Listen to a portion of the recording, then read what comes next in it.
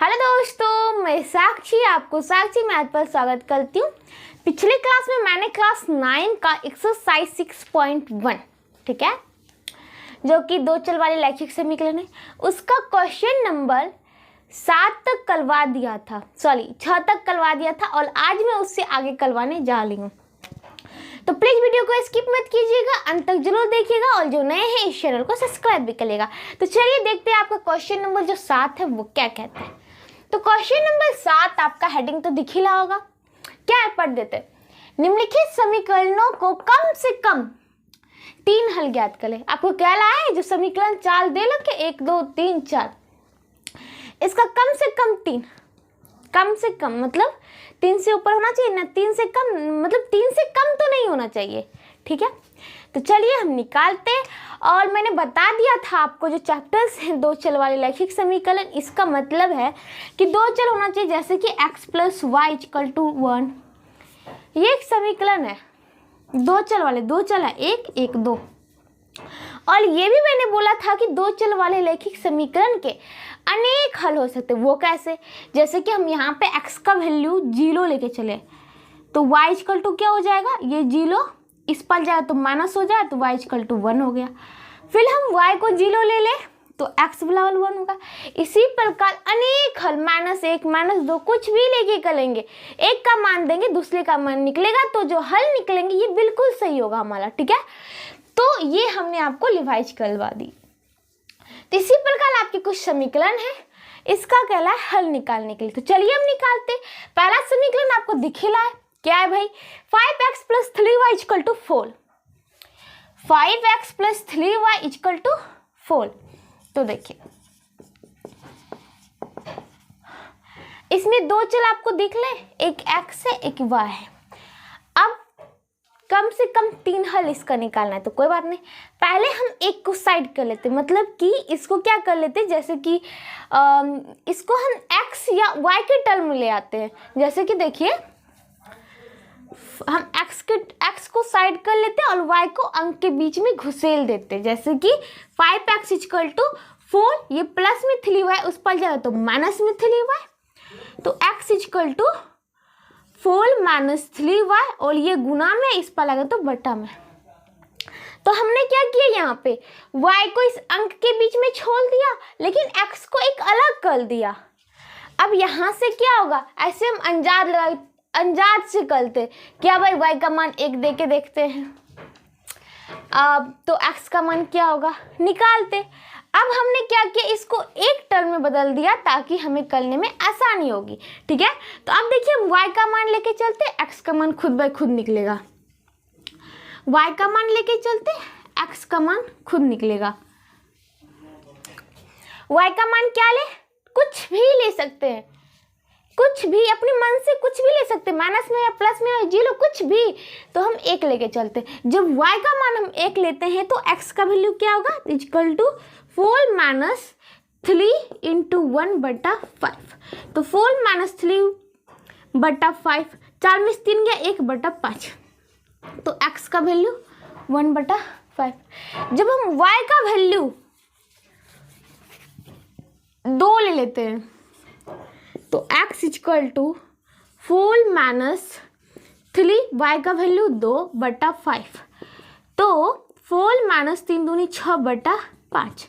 अब 6 ज़्यादा है 5 कम है, 6 माइनस में 4 प्लस में, तो 6 में से 4 जाएगा तो 2 बचेगा, तो -2/5, तो x का वैल्यू -2/5।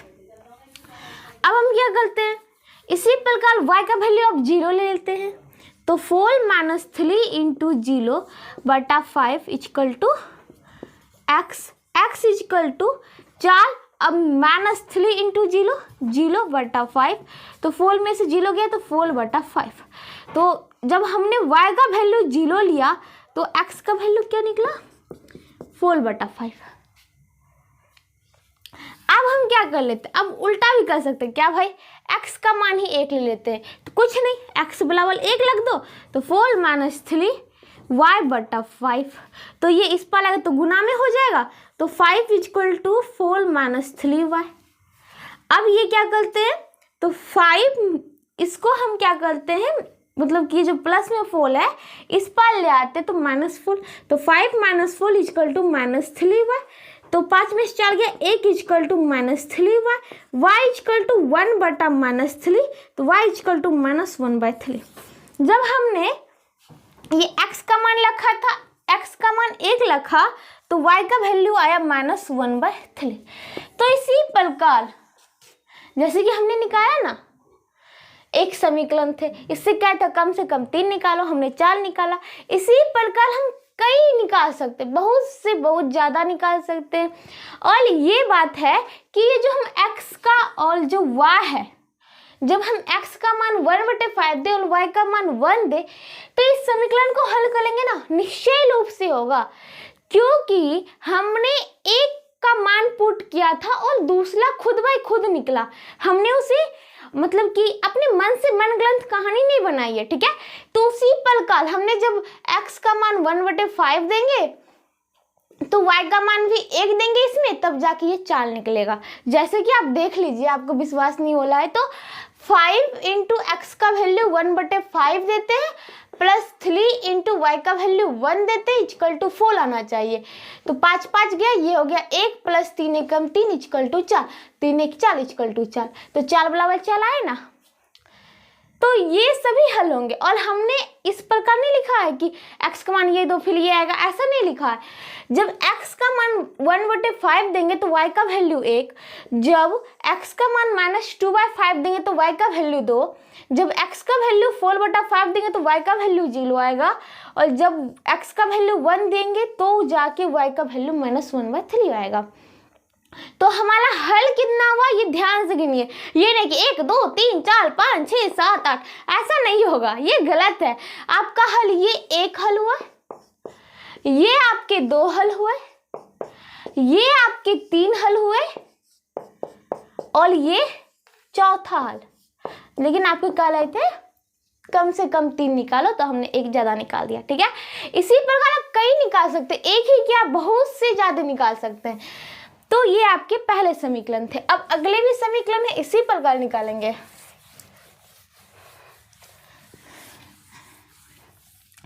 अगला समीकरण जो आपका क्वेश्चन नंबर 2 में दे रखा है वो क्या है, तो ध्यान से देखिए। 2x - 3y equal to -11। -11 है तो क्या हो गया, कुछ नहीं हुआ, माइनस दे रखा है, इसको भी हल कर लेंगे। तो देखिए 2x इक्वल टू -11, ये माइनस में है उस पर जाएगा तो प्लस में हो जाएगा 3y। x equal to -11 plus 3y बटा ये गुना में था, ये आ जाएगा भाग में, ठीक है। तो अब क्या करते हैं, फिर से वही कहानी, y का मान पुट करेंगे यहाँ पे तो x का वैल्यू निकाल लेंगे, या x का मान यहाँ पे करेंगे तो फिर से ये प्रोसेस बाय करेंगे। जैसे कि देखिए ये हो गया आपके y का वैल्यू, ये हो गया x का वैल्यू, ठीक है। जब हम y का वैल्यू 1 लेके चलते हैं तो -11 प्लस 3 इंटू 1/2, -11 प्लस 3 एकम 3/2, तो -11 प्लस 3 है, तो ये क्या हो जाएगा, मान लीजिए अभी माइनस को हटा देते हैं, मतलब -11 और प्लस में 3 है, माइनस वाला ज़्यादा है प्लस वाला कम पड़ गया, तो 11 में से 3 घटाएंगे तो 8, तो माइनस में 8/2, 2 चौक 8 इक्वल टू -4, तो x का वैल्यू क्या निकला -4। तो जब हमने y का वैल्यू 1 रखा तो x का वैल्यू -4। इसी प्रकार फिर से हम यहाँ पे चले आते हैं, सबको हटा दिए, 1 हल हो गए। चलिए अगले भी हल के लिए इसी प्रकार हम y का वैल्यू कुछ भी ले सकते हैं, यहाँ बटा 2 है, x बराबर -11 प्लस 3। अब y का वैल्यू क्या ले, आप ही कहिए। चलिए 2 लेके देखते हैं, 2/2 -11 प्लस 3 दूनी 6/2, और ये -11 प्लस 6 तो कितना हो जाएंगे -5/2, ठीक है। जब हमने y का वैल्यू 2 लेके चला तो x का वैल्यू आया -5/2। अब चलते हैं फिर y का वैल्यू कुछ भी ले सकते हैं, हम कह रहे हैं ना आप कुछ भी ले सकते हैं, 0 भी ले सकते हैं, -1 भी ले सकते हैं। तो चलिए एक्स बराबर -11 प्लस 3 इंटू वाई का वैल्यू -1 ले बटा 2 -11 प्लस 3 एकम 3, लेकिन माइनस में 3 बटा 2 तो -11 प्लस -3 तो -14 बटा 2, 2 सत्ते 14। तो जब हमने y का वैल्यू -1 लिया तो x का वैल्यू क्या निकला -7। अब कहेंगे भाई क्या, ये तो हो गई भाई हमारा 3 हल, तो आंसर निकल चुके। तब भी हम क्या बोलते हैं कि अब हम अपने मन से x का मान देते हैं, y का मान निकालेंगे। ठीक है, तो x का मान चलिए हम क्या लेके चलते, 1 लेके चलते, तो इक्वल टू -11 प्लस 3y बटा 2। ये इस पर लगा तो गुना में हो जाएगा, ये बराबर -11 प्लस 3y, तो 3y इक्वल टू क्या हो जाएगा, ये -11 इस पर लगा तो प्लस में हो जाएगा, और 11 2 13, y इक्वल टू 13 बटा 3। तो जब हमने x का वैल्यू 1 दिया तो y का वैल्यू आया 13 बटा 3। इसी प्रकार अनेक हल निकाल सकते हैं। ठीक है, और यहाँ पे एक बात, कम से कम 3 हल है, तो 3 हल में ये नहीं गिनिए कि 1 2 3 होगा, ऐसा नहीं है। आपके एक हल ये हुए, फर्स्ट हल, फिर सेकेंड हल, इसी प्रकार थर्ड हल, इसी प्रकार फोर्थ हल। ठीक है, 2 चल है तो 2 मान आना चाहिए, x का मान अलग, y का मान अलग आना चाहिए। तो इसीलिए ये मतलब कि ये कभी भी गलती मत कीजिएगा। ठीक है, कुछ बच्चे क्या करते हैं भाई, 1 इधर हुआ, 2 इधर हुआ, 3 इधर हुआ, ये तो बहुत साले हो गए। नहीं, हमने 4 ही निकाला है, ये 1 है, ये 2 है, ये 3 है, ये 4 है। ठीक है, तो इसी प्रकार हमने 4 निकाला, आप अनेक हल निकाल सकते हैं। ऐसे आपके हेडिंग में पहले ही लिख दिया है कि 3 हल दो, तो 3 हल ही ठीक। अब चलिए इसी प्रकार आगे भी समीकरण है, उसको भी देख लेते हैं।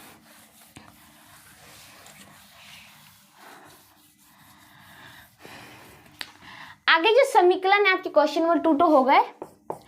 अब अगला है क्या, 2x plus y equal to 6, ये आपके समीकरण है। अब इसको हल करते हैं। उसी प्रकार एक का मान अपने मन से देंगे, दूसरा का मान खुद भाई खुद आएगा कि हम आ रहे तेरे पास, तुम डल मत। ठीक है, उसी प्रकार अब यहाँ पे देखिए, यहाँ पे हम क्या कर सकते हैं, इसको एक टर्म में कर भी सकते हैं या नहीं भी कर सकते हैं। वो कैसे, तो देखिए अभी तक हमने जो किया 2 क्वेश्चंस, उसमें हमने एक में कर लिया था। अगर हम चाहे कि भाई उसमें ज़्यादा समय लगता है, ज़्यादा करना पड़ता है, तो हम इसमें ही क्यों ना कर दे मान पुट करके, तो हाँ भाई कर सकते, कोई दिक्कत नहीं है। फिर से x और y लेके चलो। जब हम x का मान क्वेश्चन में करते हैं, x का मान 1 ले तो 2 गुना 1 जोड़ y इक्वल टू 6, तो 2 plus y equal to 6, y बराबर 6 में से 2 गया 4। जब हम x का मान क्या लिए थे, 1 लिए थे, तो y का वैल्यू 4 निकला। इसी प्रकार अब हम क्या करते हैं, y का वैल्यू ही 1 लेके चलते हैं, तो 2x प्लस वाई की जगह 1 equal to 6, 2x equal to 6 में से 1 गया 5, तो x इक्वल टू 5/2। तो जब हमने y का वैल्यू 1 रखा तो x का वैल्यू 5/2 निकला। इसी प्रकार अब हम क्या करते हैं, कुछ भी आप y एक का मान रखिए, दूसरे का मान खुद बाई खुद चल के आएगा हमारे पास, हम नहीं जाएंगे उसके पास, वो खुद बाई खुद निकलते जाएगा। ठीक है, इसी प्रकार आप कुछ भी रखिए, किसका भी रखिए, x का रखिए, y का रखिए। फिर से हम x का ही रख देते हैं। अब क्या रखिए भाई, आप ही कहिए, 0 भी लग सकते, माइनस भी लग सकते, प्लस भी लग सकते, कुछ भी, एनीथिंग, एनी नंबर। ठीक है, तो हम x का मान 0 लग के देखते हैं। 0, 2 into 0 plus y equal to 6, ये हो गया 0 प्लस वाई इक्वल टू 6, तो y इक्वल टू 6। तो जब हमने x का वैल्यू 0 रखा तो y का वैल्यू 6 निकला। इसी प्रकार जब हम y का वैल्यू अब 0 रख दे तो देखते हैं, 2x plus 0 equal to 6, y का वैल्यू 0 लेके चल रहे। ठीक है, तो 2x इक्वल टू 6, 2 3 6, x बराबर 3, तो x का वैल्यू निकला 3। ठीक है, तो आपके कितने हल हो गए, एक हल ये, दूसरा हल ये, तीसरा हल ये, चतुर्थ हल ये, मतलब चौथा हल ये। कह रहे थे 3 हल निकाले, हमने 4 हल निकाल दिया। आप इसी पर कई हल निकाल सकते हैं, ठीक है। ये नहीं कि हमें काला इतना ही इतना, एग्जाम में इतना ही करेंगे, एग्जाम में ज़्यादा दिखाने की जरूरत नहीं है, क्योंकि अगर हम ऐसे करें तो हमारी प्रैक्टिस होगी, हमें याद हो जाएगा, ठीक है, पूरे माइंड में बैठ जाएगा। लेकिन अगर एग्जाम में ये हम कहानी करें तो पहली बात पता चलेगा कि जो कॉपी चेक कर रहा है वो भी कहीं नंबर 0 ना दे दे, और साथ साथ हमारा समय भी ज़्यादा वो खाने लगेगा, ठीक है। इसलिए ध्यान से। अब अगला जो समीकरण है क्वेश्चन नंबर 4 में दे रखे हैं, क्या 2x - 3y = 1, 2x - 3y = 1, ठीक है। अब फिर हम x मतलब कि अब एक साइड नहीं करते, एक को एक में घुला देते हैं, दूसरे को एक साइड कर लेते, ऐसा नहीं करेंगे, इसी में हम बना लेंगे, उसमें ज़्यादा समय लगता था ना। चलिए x का मान हम 1 लेके चलते हैं, तो 2 × 1 - 3y = 1, 2 - 3y = 1, और ये हो जाएगा 2, इसको हम इस पार ले आते हैं तो -1, ये माइनस में 3y जाएगा उस पार तो प्लस में 3y, 2 में से गया 1 = 3y, तो y = 1/3। तो जब हमने x का वैल्यू क्या लेके चला था 1, तो y का वैल्यू क्या निकला 1/3। इसी प्रकार अब हम क्या करते हैं, x का वैल्यू 2 लेके चलते हैं, x का वैल्यू 2, तो 2 - 3 × y = 1, 2 दूनी 4 - 3y = 1, इसको इस पार लाते हैं, इसको इस पार कर देते हैं, तो 4 - 1 = 3y, 4 में से गया 3 = 3y, 3 एकम 3, तो y = 1। तो जब हम x का मान 2 लिए तो y का मान 1 निकला। इसी प्रकार अब क्या करते हैं, y का मान 0 लेते, 2x - 3 × 0 = 1, 2x 3 में अगर कोई संख्या 0 से गुना तो इक्वल टू 0 हो जाता है, मतलब 0 हो जाएगा यहाँ पे, इक्वल टू 1, 2x = 1, x = 1/2। तो जब हमने y का वैल्यू 0 रखा तो x का वैल्यू क्या निकला 1/2। इसी प्रकार और भी निकाल सकते हैं, x का ही वैल्यू 0 कर देते, ये टोटल पार्ट 0, तो -3y = 1, y = 1/-3, y = -1/3। तो जब हमने x का वैल्यू 0 रखा तो y माइनस में 1/3 निकला, ठीक है। तो इसी प्रकार मैं बार बार बोल रही हूँ, सभी आसान है, तो आप इंट्रोडक्शन वाला वीडियो देखेंगे, इसी से आपके जो होते ये सब अपने आप फटाफट बनते जाएंगे।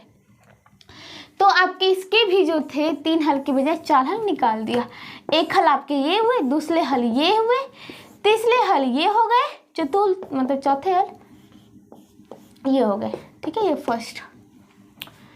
तो हमने यहाँ पे 4 हल निकाले, लेकिन अनेक हल निकाल सकते, मैंने ये बार बार बोला, और निकाल सकते हैं, लेकिन आपके हेडिंग जो था उसमें ही हमने ला गए, तो कोई बात नहीं। तो आपका क्वेश्चन नंबर जो 7 था, जो 4 समीकरण थे, वो अब पूरे खत्म होते हैं। और इसी के साथ आज मैं इस क्लास को भी यही समाप्त करती हूँ, अगले क्लास में इससे आगे बताऊँगी। तब तक जुड़े रहिएगा, अगर वीडियो पसंद आए तो लाइक जरूर करना। तब तक के लिए बाय बाय।